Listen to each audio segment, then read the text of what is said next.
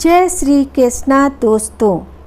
एक बार माता पार्वती ने भोलेनाथ से बड़े ही जिज्ञासु भाव से प्रश्न किया, प्रभु क्या मनुष्य का भाग्य पहले से ही तय होता है या उसे बाद में कर्मों द्वारा बदला भी जा सकता है? भगवान शिव मुस्कुराए और बोले, हे पार्वती, इस रहस्य को समझने के लिए मैं तुम्हें एक कथा सुनाता हूँ। उसे ध्यान से सुनो क्योंकि उत्तर उसमें ही छिपा है। दोस्तों, आगे बढ़ने से पहले आपसे एक छोटा सा अनुरोध है। इस कथा को ध्यान से सुनिए, महसूस कीजिए और अगर आप सच्चे शिव भक्त हैं तो कमेंट में हर हर महादेव अवश्य लिखिए, क्योंकि यह सिर्फ कथा नहीं, यह काल, कर्म और भाग्य का वह चक्र है जिसमें हम सभी बंधे हुए हैं। भगवान शिव आगे कहते हैं, मैं ही आदि हूँ और मैं ही अंत हूँ। मृत्यु भी मेरे बिना अधूरी है, क्योंकि मैं ही उसका अधिपति हूँ। जीवन का अंतिम सत्य मृत्यु है और काल, जिसे तुम समय कहते हो, वह मेरी ही आज्ञा से हर प्राणी को ग्रसता है। हे देवी, इस सृष्टि में कोई भी काल को नहीं हरा सका। मनुष्य कितना भी चालाक, बुद्धिमान या शक्तिशाली क्यों ना हो, जब उसका समय आता है तब वही होता है जो नियति ने पहले से ही लिख दिया होता है। समय, स्थान और परिस्थिति, ये तीनों मिलकर भाग्य को मूर्त रूप देते हैं और जो होना है वो होकर ही रहता है। देवी पार्वती, एक बार की बात है, पृथ्वी लोक पर एक अत्यंत तेजस्वी और धर्मनिष्ठ राजा राज्य करते थे, जिनका नाम था भागीरथ। वे न केवल पराक्रमी और न्यायप्रिय थे, बल्कि विद्या, विनय और प्रजा पालन में भी अद्वितीय थे। उनकी प्रजा उन्हें अपने पिता के समान मानती थी और वे स्वयं प्रजा को संतान के समान स्नेह देते थे। राजा भागीरथ का एक विशेष नियम था कि प्रत्येक रात्रि में वेश बदलकर नगर भ्रमण करते थे, ताकि जनता के सुख दुख को नज़दीक से समझ सकें। एक ऐसी ही रात जब गगन में तारे मंद पड़ने लगे और अमृत बेला का स्पर्श वातावरण में घुलने लगा, राजा भ्रमण करते हुए नगर के अंतिम परिक्रमा मार्ग की ओर बढ़े। उसी मार्ग के किनारे पर एक घना जंगल आरंभ होता था। तभी उनकी दृष्टि एक नवयुवक लकड़हारे पर पड़ी, जो कंधे पर कुल्हाड़ी लिए जंगल की ओर बढ़ रहा था। वह एक ऊंचे वृक्ष पर चढ़कर लकड़ी काटने लगा था कि तभी अचानक जंगल की नीरवता को चीरता हुआ एक विशाल और भयानक रीछ यानी भालू दौड़ता हुआ वहां आ पहुंचा। यह देखकर राजा एक पेड़ के पीछे चुपचाप छिप गए, लेकिन राजा ने देखा कि वो रीछ भी उसी वृक्ष पर चढ़ने लगा जिस पर वो नौजवान लकड़हारा लकड़ी काटने के लिए चढ़ा था। उस रीछ को पेड़ पर इतनी तेजी से चढ़ते हुए देखकर राजा आश्चर्यचकित रह गए। उन्होंने सोचा, यह कैसे संभव है? इतना भारी भरकम प्राणी वृक्ष पर कैसे चढ़ सकता है? क्योंकि सामान्य रीछ कभी वृक्ष पर नहीं चढ़ता, लेकिन यह तो किसी अद्भुत शक्ति से चढ़ रहा था। उधर जब उस नौजवान लकड़हारे ने रीछ को अपनी ओर तेजी से आता देखा तो डर के मारे उसके हाथ पांव फूल गए। भय से कांपते हुए उसके हाथ से वृक्ष की टहनी छूट गई और वह धड़ाम से जमीन पर गिर पड़ा। जैसे ही वह गिरा, उसी क्षण उसके प्राण पखेरु उड़ गए। अब जब वो भयानक रीछ पेड़ से नीचे उतरा तो अचानक वो देखते ही देखते एक सुंदर स्त्री का रूप धारण कर गया और पास ही स्थित एक कुएं के पास जाकर बैठ गया, मानो वो किसी का इंतजार कर रही हो। राजा भागीरथ यह सब देखकर भीतर तक हिल गए थे। उन्हें अपनी आँखों पर विश्वास नहीं हो रहा था। उनकी सारी थकान, सारा आलस्य और नींद एक क्षण में उड़ गई, क्योंकि उन्होंने अपनी आँखों से देखा था कि कैसे वो भयानक प्राणी एक स्त्री में बदल गया। अब उनका मस्तिष्क अनेक प्रश्नों से घिर चुका था। राजा ने ठान लिया कि मैं इसका पीछा करूँगा और जानूँगा कि यह रहस्य क्या है। वे दूर खड़े होकर उस स्त्री पर दृष्टि टिकाए देख रहे थे कि अब वो क्या करती है। थोड़ी ही देर बाद राजा के 2 सिपाही जो रात्रि गश्त पर थे वहाँ से गुजर रहे थे।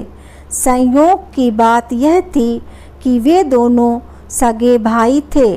जब छोटे भाई की दृष्टि उस कुएं के पास बैठी स्त्री पर पड़ी तो उसे देखते ही वो उसके रूप पर मोहित हो गया और वह बोला, भैया वो जो सुंदर कन्या वहाँ बैठी है ना, उसे देखते ही मेरे हृदय में प्रेम जाग उठा है। मेरा मन कहता है कि वही मेरी योग्य वधू है।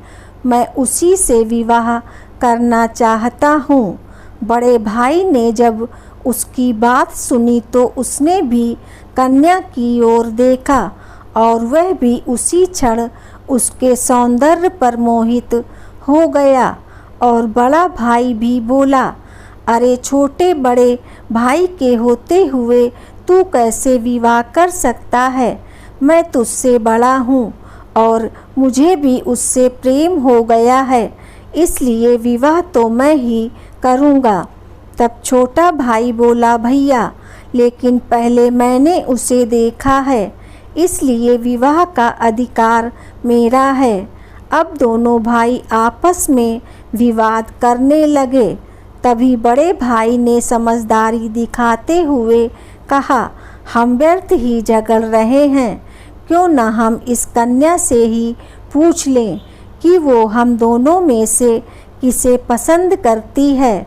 वो जिससे विवाह करना चाहे हम दोनों उसे स्वीकार कर लेंगे। यह निर्णय लेकर दोनों भाई उस सुंदर कन्या के पास पहुँचे।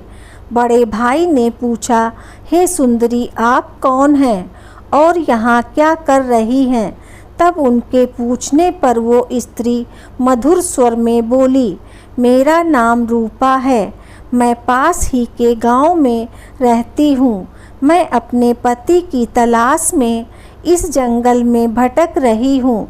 फिर छोटा भाई बोला, क्या हुआ, हमें बताओ, तुम्हारा पति कहाँ है? हम दोनों मिलकर उसकी खोज में तुम्हारी मदद करेंगे।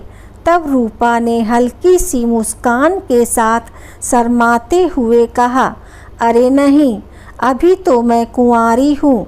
मैं योग्य वर की तलाश में निकली हूँ और इस संसार में मेरा कोई नहीं।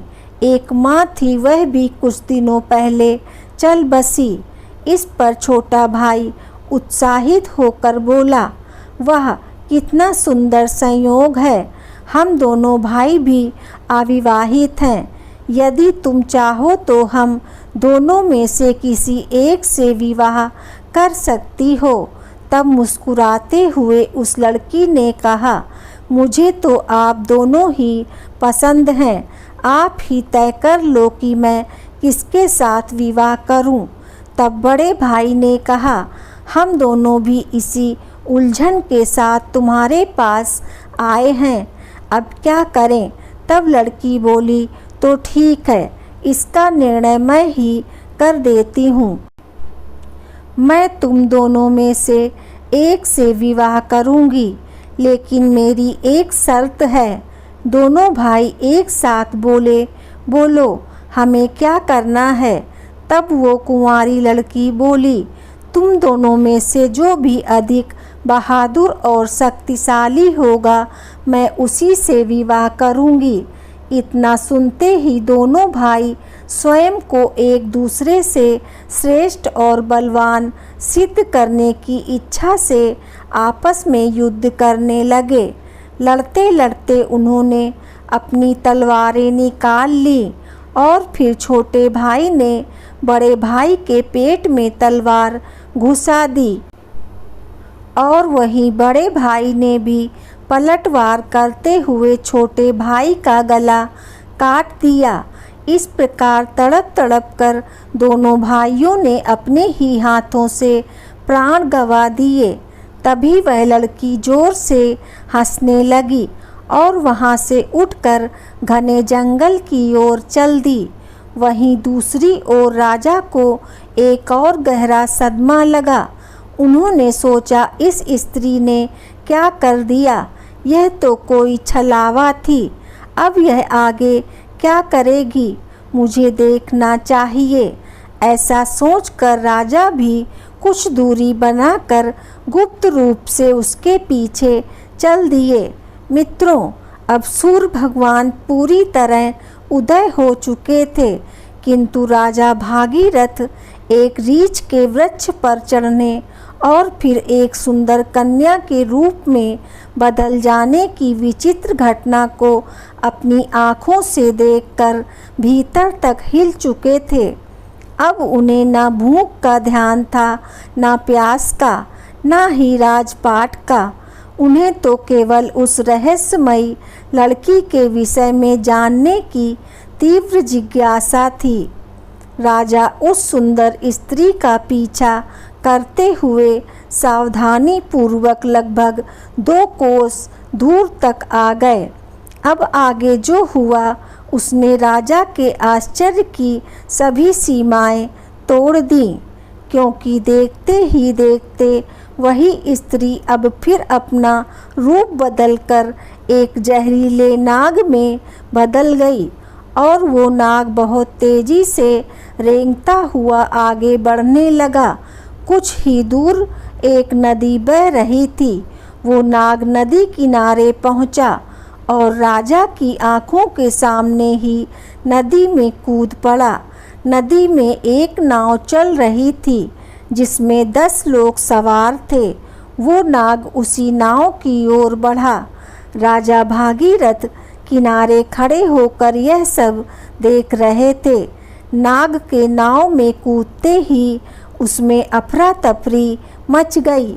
लोग डर के मारे अपनी जान बचाने के लिए नाव से पानी में कूदने लगे। इस भगदड़ में नाव भी पलट गई और जो लोग तैरना जानते थे वे किसी तरह नदी से बाहर निकल आए, लेकिन जो तैरना नहीं जानते थे वे डूबकर अपनी जान गंवा बैठे। थोड़ी ही देर बाद वो नाग नदी से बाहर निकला और किनारे किनारे आगे बढ़ने लगा। राजा भागीरथ उसका पीछा करते रहे। फिर कुछ दूर जाने पर राजा को एक और आश्चर्य हुआ।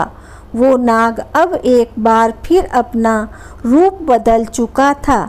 अब वह एक वृद्ध गरीब ब्राह्मण के वेश में था।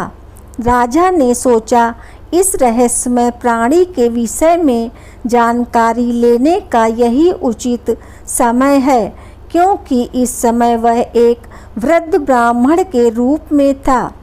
इसलिए राजा ने सोचा, अब मुझे इससे कोई खतरा नहीं होगा, मैं इसके पास आसानी से पहुंच सकता हूं। यही सोचकर राजा शीघ्रता से उस रहस्यमयी ब्राह्मण की ओर बढ़ने लगे। राजा तो उसके छलावे और रहस्यमयी चालों का पहले से ही पीछा कर रहे थे। अब वह तेज कदमों से चलते हुए उस ब्राह्मण के पास पहुँचे। उन्होंने हाथ जोड़कर विनम्रता से प्रणाम किया। उस वृद्ध ब्राह्मण ने भी हाथ उठाकर अभिवादन स्वीकार किया और उन्हें आशीर्वाद दिया। तब राजा ने समीप जाकर पूछा, हे ब्राह्मण देव, आप कौन हैं? तब उस ब्राह्मण ने बड़े आश्चर्य के साथ उत्तर दिया, क्या तुम्हें दिखाई नहीं देता?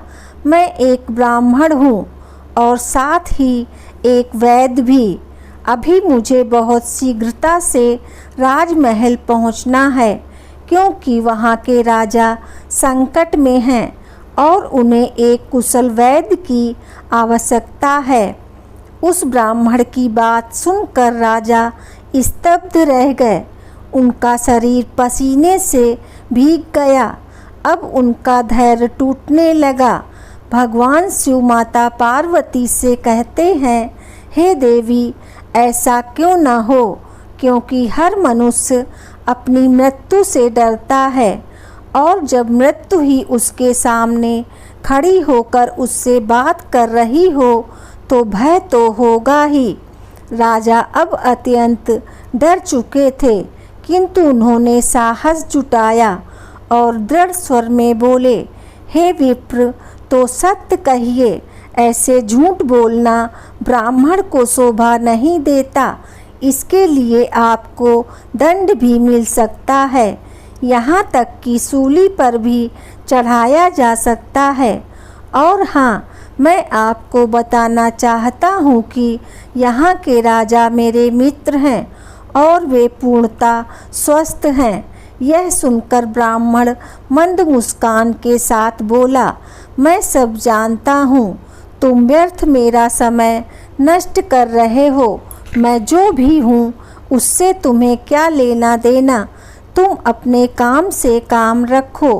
राजा ने अब अपनी आवाज़ ऊंची करते हुए कहा, हे ब्राह्मण, आप पुनः असत्य बोल रहे हैं। आप ब्राह्मण नहीं हैं, आप वो नहीं हैं जो मुझे प्रतीत हो रहे हैं। जब तक मैं सच्चाई नहीं जान लेता तब तक मैं आपका पीछा नहीं छोड़ सकता। आपको सच बताना ही पड़ेगा। फिर से मंद मुस्कान के साथ वो ब्राह्मण बोला, हे युवक, मैं एक ब्राह्मण ही हूँ, मुझे जाने दो, नहीं तो यहाँ के राजा की मृत्यु का कारण तुम बनोगे और इसका पछतावा तुम्हें जीवन भर रहेगा। ब्राह्मण के मुख से ऐसी बातें सुनकर राजा को क्रोध आ गया। उन्होंने अपनी गुप्त तलवार निकाल ली और बोले, अब आप झूठ नहीं बोल सकते। मैं तब से आपका पीछा कर रहा हूँ जब आप रीछ का रूप धारण किए हुए थे।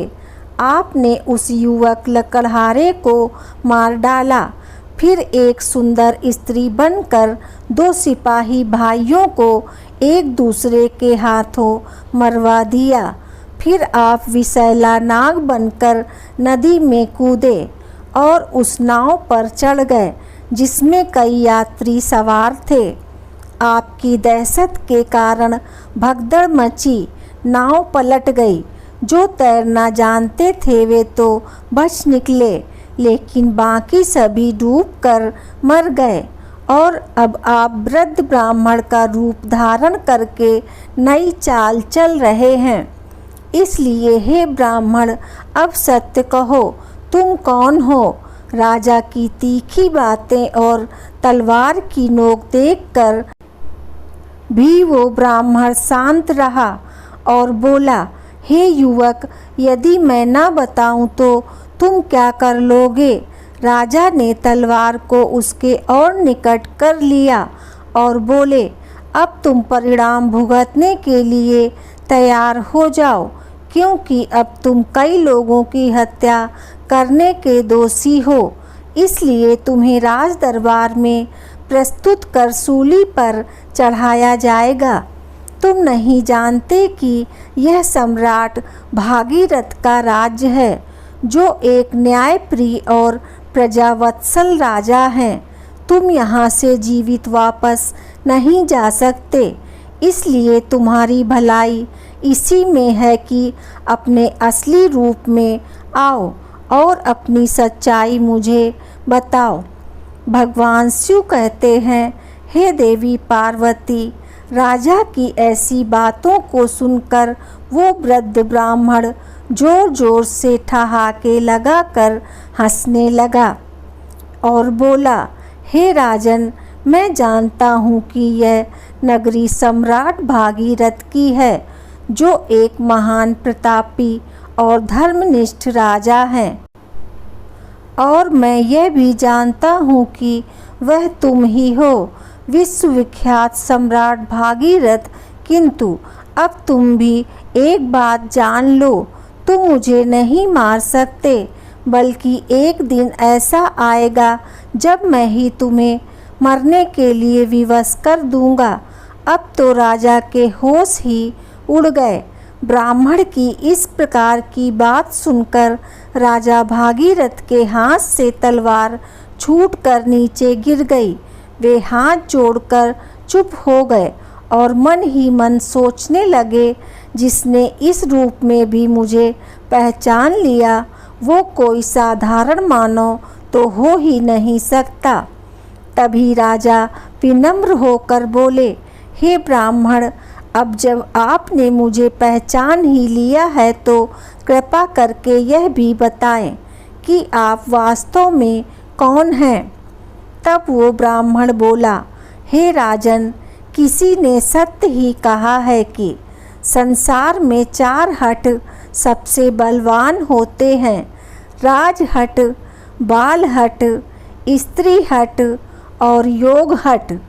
तुम राजा हो, इसलिए राजहट पर अड़े हो। अब तुम बिना मेरी सच्चाई जाने रह ही नहीं सकते।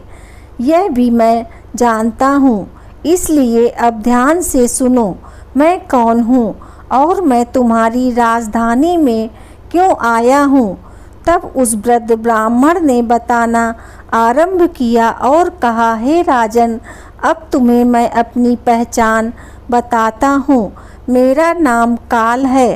तुम जानते हो कि संसार में जितने भी प्राणी जन्म लेते हैं, उनकी मृत्यु निश्चित होती है। इसलिए इस धरती को मृत्युलोक कहा जाता है। जब कोई प्राणी माता के गर्भ में आता है तो उसी समय उसका भाग्य लिख जाता है। नियति के अनुसार आत्मा शरीर में प्रवेश करती है और वह जीवित होता है। उसी क्षण उसकी मृत्यु का समय, स्थान और कारण भी विधाता द्वारा निश्चित कर दिया जाता है। जब किसी प्राणी की मृत्यु का समय आता है तो भगवान शिव ही धर्मराज को इसकी सूचना देते हैं, क्योंकि सभी प्राणियों की मृत्यु का निर्णय शिव जी के पास ही होता है। धर्मराज शिव जी से आज्ञा प्राप्त कर मुझे यानी काल को आदेश देते हैं कि अब जाओ और उस प्राणी के प्राण हर लो। तब मैं मृत्युलोक में आता हूँ। मुझे पहले से पता होता है कि किस प्राणी की कब, कहाँ और कैसे मृत्यु होगी। इसलिए मैं उस प्राणी को निश्चित समय पर निश्चित स्थान पर पहुंचा देता हूं, वहां जहां उसकी मृत्यु सुनिश्चित हो और जिस प्रकार उसकी मृत्यु विधाता ने लिखी होती है, मैं उसी प्रकार की परिस्थितियां और घटनाएं वहां उपस्थित कर देता हूं। इसलिए हे राजन, सुनो, उस लकड़हारे को मैंने नहीं मारा था। तब राजा ने आश्चर्य से पूछा, हे विप्र, आप यह कैसे कह सकते हैं? मैंने स्वयं अपनी आँखों से देखा है कि उस लकड़हारे की मृत्यु का कारण आप ही बने थे। तब ब्राह्मण यानी काल ने कहा, हाँ, कारण तो मैं ही बना था, लेकिन सांसारिक लोग तो यही समझते हैं कि लकड़हारा पेड़ से गिरकर मरा, जबकि वह तो मेरी योजना का हिस्सा था। उसकी मृत्यु पेड़ से गिरकर होनी निश्चित थी, इसलिए मुझे वह रूप धारण करना पड़ा सोचो, अगर मैं असल में वृद्ध होता तो क्या कभी पेड़ पर चढ़ पाता?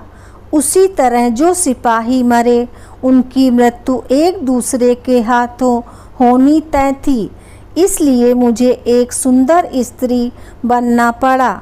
फिर जो लोग नाव में डूबकर मरे उनकी मृत्यु जल में डूबने से होनी निश्चित थी, इसलिए मैंने एक भयानक नाग का रूप धारण किया जिससे वे सभी अपनी मृत्यु तक पहुँचे। हे राजन, अब आप समझ ही गए होंगे कि मैं कौन हूँ और आपकी नगरी में क्यों आया हूँ। समय, स्थान और परिस्थिति ये तीनों ही एक प्राणी की मृत्यु में मुख्य भूमिका निभाते हैं। राजा गंभीर हो गए और बोले, हे विप्र, आपने मुझे जो ज्ञान दिया उसके लिए मैं आपका आभार व्यक्त करता हूँ, लेकिन मेरे मन में एक और प्रश्न है।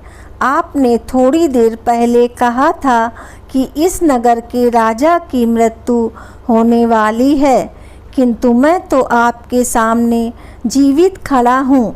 तब काल मृदु स्वर में बोले, हे राजन, मृत्यु तो हो चुकी है। वो मृत्यु तुम्हारे छोटे भाई चित्रांगद की थी, जो तुम्हारी अनुपस्थिति में राजगद्दी पर बैठा था। शत्रुराज के एक गुप्तचर ने उस पर बाण चला दिया, और क्योंकि तुम्हारे राज्य के नियमों के अनुसार तुम्हारी अनुपस्थिति में वही राजा माना जाता है जो गद्दी पर बैठा हो, इसलिए मृत्यु राजा की ही मानी गई और तुम यहाँ मेरे साथ व्यर्थ की उलझनों में पड़े हो। भगवान शिव कहते हैं, हे देवी पार्वती, जब राजा भागीरथ को यह ज्ञात हुआ तो वे बहुत दुखी हुए और सोचने लगे, मैंने ये क्या कर दिया। तब ब्राह्मण रूपी काल ने कहा, हे राजन, यह सब तो पूर्व निर्धारित था। तुम तो केवल इस नाटक के एक पात्र हो। जो होना होता है वह होकर ही रहता है। अब शोक करने से कुछ नहीं बदलेगा। तुम्हारी आयु अभी शेष है। अब तुम लौट जाओ और अपना राज्य संभालो। तब राजा बोले, हे यमदूत, मुझे क्षमा करें, मैं आपको पहचान नहीं सका, लेकिन अब मैं एक अंतिम प्रश्न पूछना चाहता हूँ। क्या आप मेरी मृत्यु के विषय में बता सकते हैं? तब ब्राह्मण मुस्कुराते हुए बोले, पूछो राजन, मैं तुम्हारी शंका दूर कर दूंगा। तब राजा बोले, क्या आप मुझे यह बता सकते हैं कि मेरी मृत्यु कब होगी? तब यमदूत ने कहा, नहीं, एक सामान्य व्यक्ति के लिए यह बात जब तक गुप्त रहती है तभी तक वह इस संसार में विलीन होकर जी सकता है, अन्यथा वो मृत्यु से पहले ही पल पल तड़प तड़प कर मरता है, क्योंकि चिंता और चिता में कोई अंतर नहीं है। चिता तो केवल एक ही बार 100 को भस्म कर देती है, किंतु चिंता हर पल मन और शरीर को जलाती है।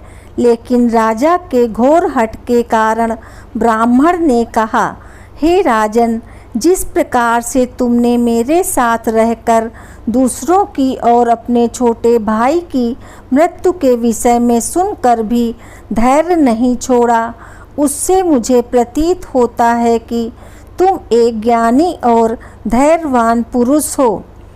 इसलिए मैं तुम्हें तुम्हारी मृत्यु के विषय में बताता हूँ।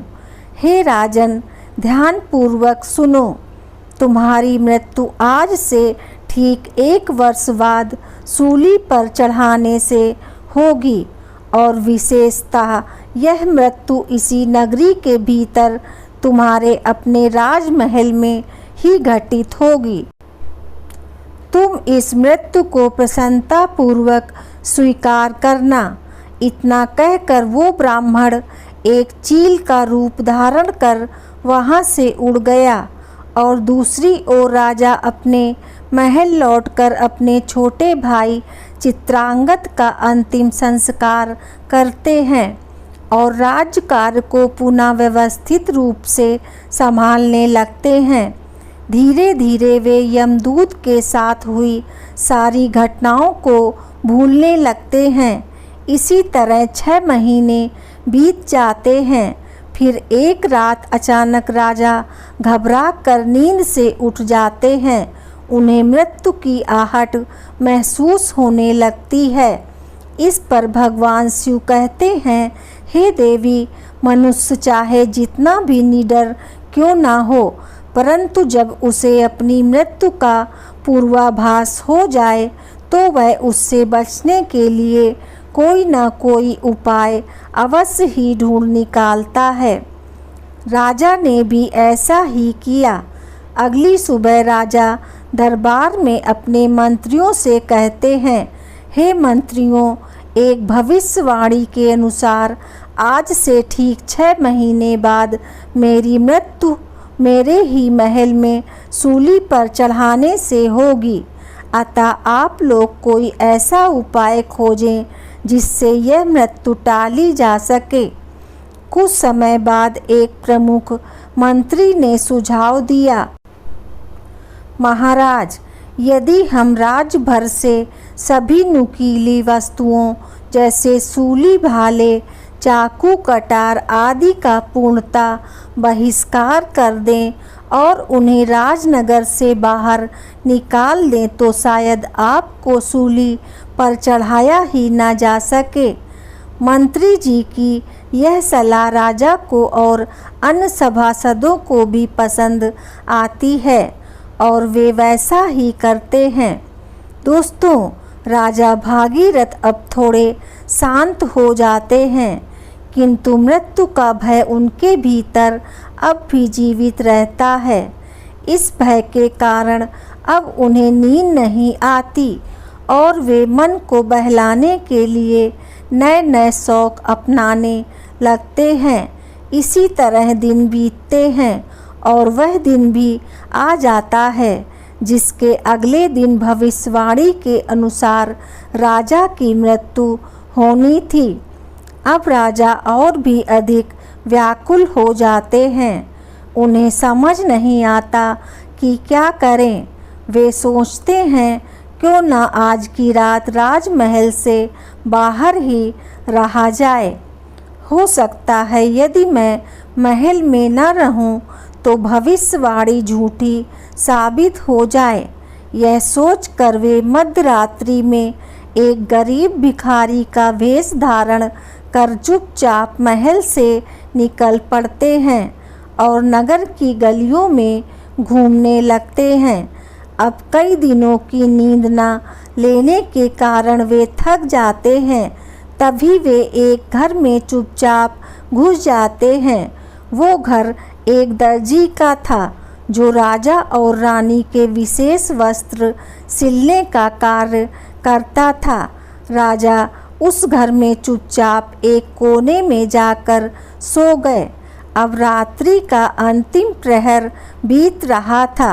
राजमहल में किसी को यह ज्ञात नहीं था कि राजा कहाँ हैं, क्योंकि कई दिनों से वे अपने कक्ष से बाहर नहीं निकले थे। सब यही समझ रहे थे कि महाराज अभी भी अपने कक्ष में ही विश्राम कर रहे हैं। उधर उस दर्जी के घर में कुछ चोर आते हैं और राजा रानी के लिए सिल रहे बहुमूल्य राजसी वस्त्र चुराकर भाग जाते हैं। जब अगली सुबह दर्जी को यह घटना पता चलती है तो वह घर के कोने में सो रहे उस व्यक्ति को, जो कि राजा थे किंतु भिखारी के वेश में थे, चोर समझ बैठता है। बिना पहचाने वह राजा को बांधकर सीधे राज दरबार में ले जाता है। अब राज दरबार में राजा भागीरथ का पुत्र, जो अब युवावस्था में है, पिता की अनुपस्थिति में राजगद्दी पर बैठा था। उसने बिना जांच पड़ताल किए उस भिखारी को चोर मानकर सिपाहियों को आदेश दिया कि इसे सूली पर चढ़ा दो। यह सुनकर राजा चौंक कर उठ बैठते हैं।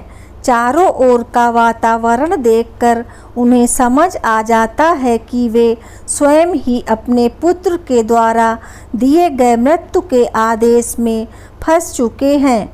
यह वह दिन था जिसकी भविष्यवाणी 1 वर्ष पहले ब्राह्मण ने की थी। राजा ने तुरंत दरबार में अपने मंत्रियों को सारा वृतांत बताया और कहा, हे मंत्रीगण, हम एक धर्म संकट में हैं। न तो मैं अपने पुत्र के आदेश का अपमान करना चाहता हूँ और न ही मृत्यु का वरण करना चाहता हूँ। अब आप ही कोई उपाय बताइए। तब महामंत्री ने उस दर्जी को बुलाया और सभा को संबोधित करते हुए कहा, राजन, आपके आदेश की मर्यादा बनी रहे और महाराज के प्राण भी सुरक्षित रहें। इसके लिए हम इन्हें सूली के स्थान पर एक सुई की नोक पर बैठा देते हैं।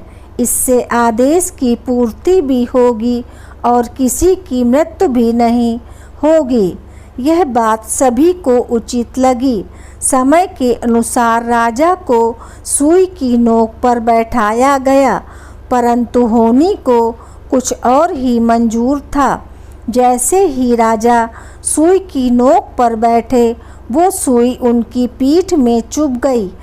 रक्त बहने लगा और वैद्य बुलाए गए, पर तब तक बहुत देर हो चुकी थी। धीरे धीरे राजा का शरीर शिथिल हो गया और वे वहीं तड़पते हुए अपने प्राण त्याग देते हैं। दोस्तों, भगवान शिव माता पार्वती से कहते हैं, हे देवी, मनुष्य अपने भाग्य को चाहे जितना भी बदलने का प्रयास करे, किंतु जो विधाता ने पूर्व निर्धारित कर दिया है वह होकर ही रहता है। यही कारण है कि ईश्वर ने मनुष्य को भविष्य जानने की सामर्थ्य नहीं दी, ताकि वह चिंता में न पड़कर वर्तमान को पूर्ण रूप से जी सके। अतः प्रत्येक जीव को अपने कर्म पथ पर अडिग रहना चाहिए, धर्म के नियमों का पालन करना चाहिए और हर क्षण को ईश्वर को समर्पित करके सत्य और श्रद्धा के साथ जीना चाहिए। यही मानव जीवन का सार है।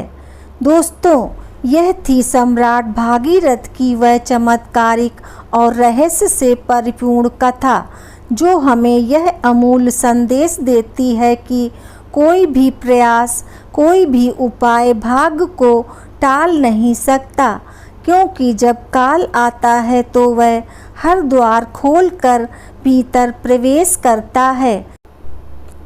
हर हर महादेव। दोस्तों, आपको ये कथा कैसी लगी कृपया कमेंट करके ज़रूर बताएं। वीडियो पसंद आया हो तो लाइक करें और आगे की ऐसी ही कथा कहानियाँ एवं जानकारियों को जानने के लिए चैनल को सब्सक्राइब अवश्य करें। धन्यवाद आपका।